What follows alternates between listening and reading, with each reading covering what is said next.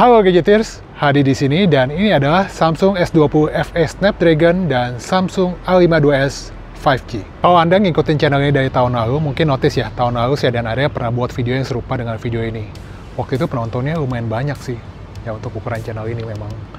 Dan kemarin tuh ada request untuk dibuatkan video serupa, tapi versi tahun 2022. Tahun ini agak beda ya, tahun ini kita di Indonesia ngalamin banget apa yang namanya dampak dari kelangkaan chip global. Harga-harga HP, terutama kelas menengah dan bawah itu mengalami kenaikan, atau kalaupun nggak naik, itu chipsetnya turun. Ini ibarat kita beli snack yang mengalami inflasi di minimarket, itu entah harganya naik atau ukuran chipnya makin mengecil. Ya akibatnya HP-HP keluaran tahun lalu tuh jadi masih menarik ya buat dibeli tahun ini.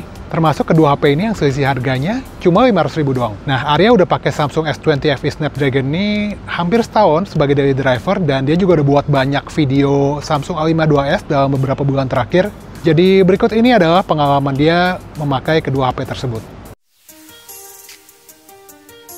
Kalau untuk kameranya, secara resolusi A52s ini emang lebih ganas ya, 64 megapiksel versus 12 megapiksel. Ternyata bedanya tuh nggak terlalu signifikan. Malah di beberapa hasil foto, saya lebih suka jepretannya S20 FE, yang bisa nangkep warna tuh lebih kalem gitu.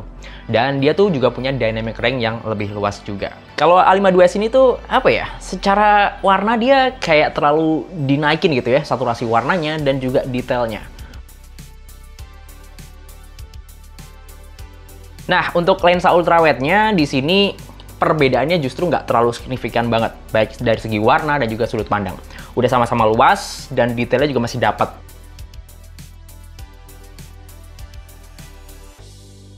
Tapi kalau buat kamera depan sih, A52s ini justru punya warna yang lebih menarik ya, terutama di bagian muka. Bagian mukanya tuh konsisten cakepnya, detailnya juga masih dapat. Ya meskipun di bagian background itu kadang dynamic range-nya agak berantakan gitu. Nah, di S20 FE ini punya warna yang lebih nggak konsisten gitu. Kadang terang, kadang kusem, bahkan kadang tuh bisa gelap banget kalau lagi ngadepin backlight yang cukup ekstrim. Ya, ini preferensi masing-masing ya, tapi kalau pengen kamera selfie yang lebih paripurna, A52s ini emang lebih mantep sih.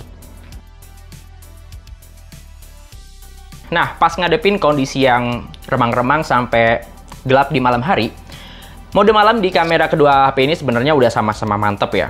Perbedaannya tuh lebih ke tone atau karakter warnanya. Di S20 FE ini warnanya tuh cenderung ke kuning-kuningan, tapi dia tuh masih bisa mempertahankan vibes malamnya ya, alias nggak terlalu dipaksa terang.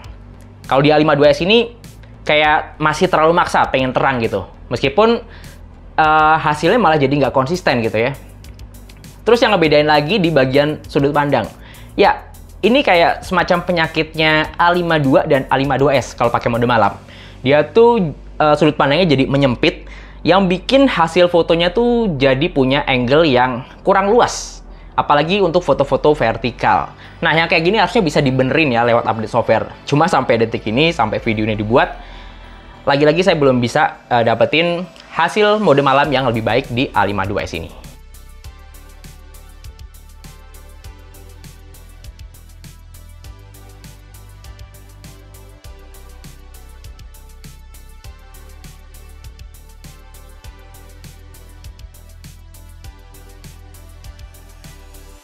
Lagi di lapangan Banteng sambil nyobain kamera videonya Samsung S20 FE Snapdragon dan A52s. Lagi pada main bola, cuman pada pakai daster gitu ya, biar susah nendang bolanya. Dan ini kelihatan banget sih hasil kamera videonya Samsung seri S tuh emang punya kelas sendiri. Ya 4K-nya pun 60 fps ya, lebih joss, lebih smooth. Bahkan nggak cuma 4K, kestabilan juga sama-sama mantep ya di dua kamera HP ini. Oke, sambil jejak jalan-jalan juga masih kelihatan smooth banget, nggak berasa ada goyang-goyang yang ngeganggu pemandangan ya. Kita coba sambil lari kali ya, biar lebih afdol.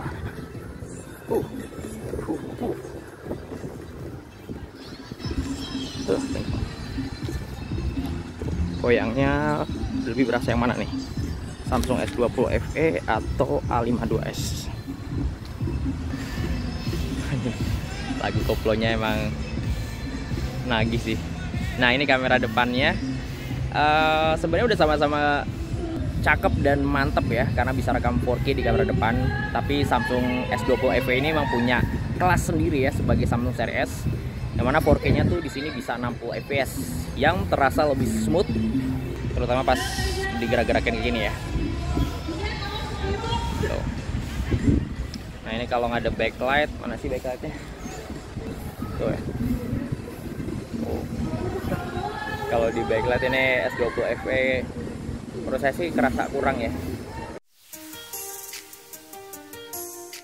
Kalau buat main PUBG Mobile, memang Snapdragon 865 ini masih enak banget.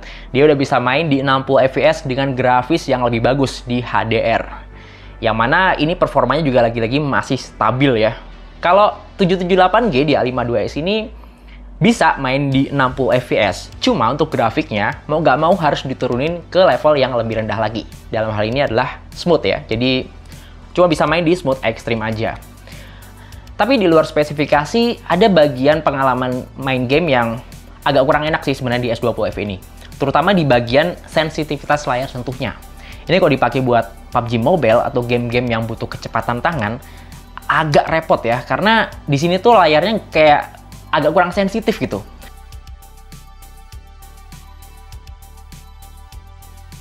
Kalau buat main Mobile Legends, di sini A52s punya settingan yang lebih optimal ya. Dia tuh udah bisa main di refresh rate yang paling tinggi, yaitu 120 fps atau ultra. Tapi memang sih pas udah dipakai buat main game, nggak stay di 120 fps, masih di kisaran 100 sampai 110 fps. Dan ini tuh udah kerasa cukup smooth ya ketimbang S20 FE yang kena limit di 60 fps saja. Dan untuk bagian grafis, S20 FE ini juga lagi-lagi kena limitasi ya, atau batasan. Dia cuma bisa main di settingan grafis high. Ya secara visual memang nggak lebih mewah sih animasi yang ditampilin ketimbang di A52s.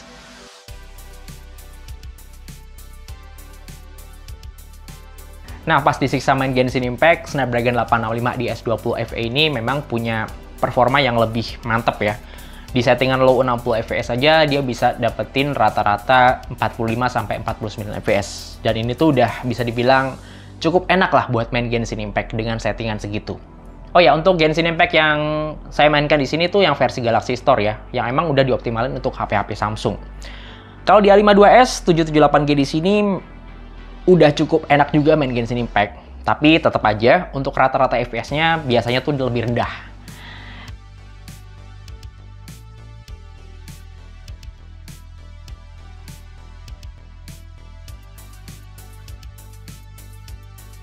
Nah, pas dipakein fan cooler, performa 865 ini makin gaspol lagi dan cenderung relatif lebih stabil ya.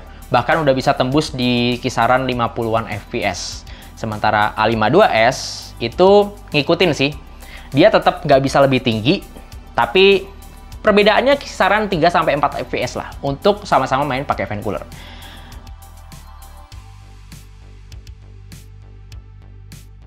Untuk bagian suhu, saya nggak ada masalah dengan dua HP ini, karena bisa dibilang nggak terlalu overheat ya. Masih aman lah angkat-angkatnya.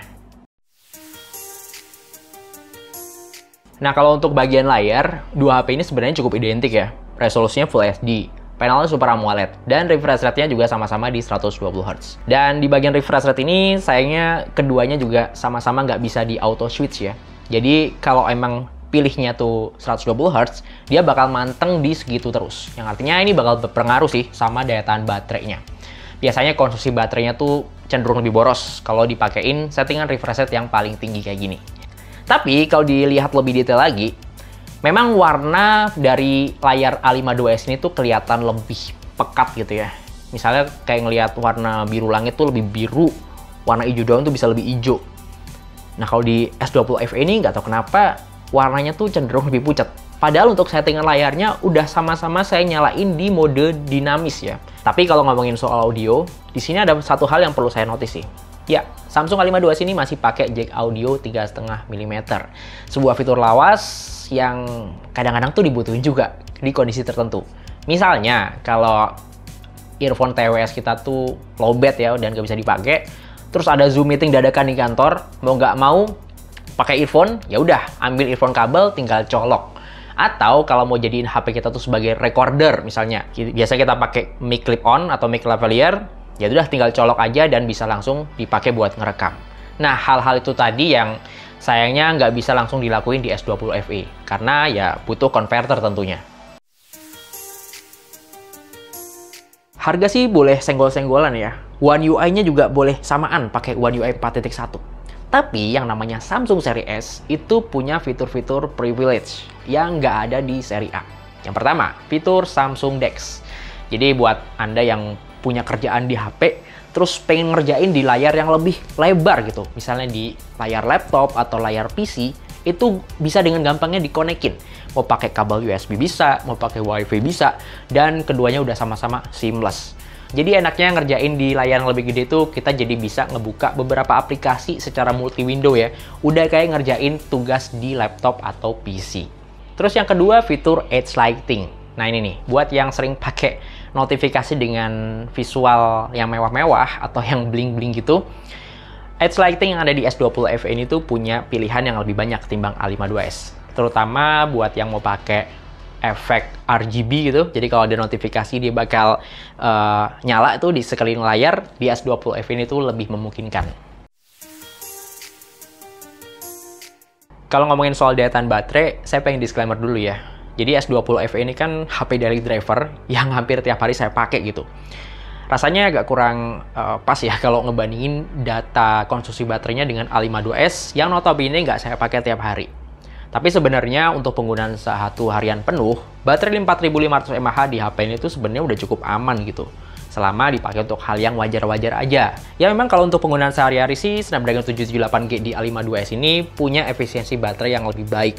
Karena kan dia nggak terlalu overpower kayak Snapdragon kepala 8 yang ada di S20 FE. Kalau untuk chargernya, kedua HP ini tuh udah sama-sama support fast charging sampai 25 watt ya. Ya chargernya mesti beli lagi sih. Tapi untuk kecepatannya kurang lebih 1 jam lebih dikit lah buat ngisi dari 10% sampai bener-bener penuh. Ya sebenarnya kalau nambah budget dikit lagi, ngambil S20 FE ini tuh lebih menarik sih. Karena nih HP tuh udah punya fitur wireless charging. Jadi kalau ada pad wireless chargingnya tinggal taruh aja, nggak perlu ribet-ribet nyolok. Ya tapi untuk kecepatan memang tetap aja sih lebih lambat ketimbang ngecas pakai kabel. Nah terakhir saya ada beberapa catatan nih, terutama di bagian desain yang kayaknya perlu disampaikan ya. Terutama buat Anda yang masih bingung mau ngambil S20 FE atau A52s. Jadi dua HP ini tuh sama-sama pakai material plastik atau polikarbonat di bagian back covernya. Cuma kalau ngelihat di bagian frame atau rangkanya, S20 FE ini lebih solid dan kokoh ya, karena udah pakai frame metal. Itu kelihatan sih dari bagian garis antena yang kelihatan di atas dan bawah, yang mana menandakan dia pakai frame metal. Kalau A52s ini, saya sering banget baca di komentar yang bilang kalau back covernya tuh renggang atau gampang renggang gitu. Ya di unit yang saya pakai ini alhamdulillah masih normal, cuma ada bagian yang kayaknya perlu saya sampaikan deh. Terutama di bagian frame-nya ya. Ini frame plastiknya tuh luntur pak. Ini padahal nggak saya pakai tiap hari gitu. Dan saya pakai casing terus, alias jarang banget saya buka casing kalau nggak untuk kebutuhan tertentu ya. Terus kalau ngomongin soal durabilitas, kedua HP ini tuh sebenarnya udah cukup aman ya buat diajak basah-basahan. Jadi dua HP ini tuh udah sama-sama punya sertifikasi IP rating. A52s ini pakai IP67, S20 FE ini pakai IP68. Ya secara teori sebenarnya bedanya IP68 dan IP67 tuh lebih ke tingkat kedalamannya ya. Yang mana di IP68 itu bisa lebih dalam lagi di 2 meter. Tapi sebenarnya yang lebih berasa itu pas lagi dipakai buat ngerekam video di dalam air. Jadi ini sama-sama saya pakai buat ngerekam video di dalam air, di kolam renang. A52s ini tuh pas diangkat ke atas air, dia tahu-tahu stop sendiri perekaman videonya. Jadi pas lagi diangkat itu layarnya kayak mulai berantakan tingkat sensitivitasnya. Nah, hal-hal kayak gitu yang nggak saya alamin di S20 FE. Samsung A52s ini cocok dipakai buat Anda yang pengen beli HP tuh buat diri sendiri, buat orang tua, atau ngerekomendasiin ke teman, ke saudara yang nggak terlalu ngikutin perkembangan dunia HP. Pengennya tuh abis beli terus pakai aja sampai rusak. Nggak perlu terlalu canggih lah, yang penting nggak lemot aja dipakai buat sehari-hari. Samsung S20 FE Snapdragon ini cocok buat Anda yang demen main game-game berat, Atau buat Anda yang suka ngulik fitur-fitur HP lebih dalam, kayak Samsung DeX, video pakai HDR10, motret dengan mode Pro yang settingannya lengkap, dan lain-lain. Anda juga nggak peduli kalau HP ini masih 4G ya, karena Anda cukup pede, cukup yakin sebelum 5G merata di Indonesia, karena di Jakarta aja masih langka, Anda tuh udah ganti HP-nya. Sekian pendapat Gadget Gaul tentang Samsung S20 FE Snapdragon dan Samsung A52s 5G di tahun 2022. Terima kasih udah menonton video ini sampai selesai. Semoga membantu. Kalau masih ada pertanyaan, tulis aja di kolom komentar di bawah video ini. Saya Hadi Gunawan, tadi ada Arya, dan di belakang kamera ada Tama. Kami undur diri, kita ketemu lagi di video berikutnya. Cheers!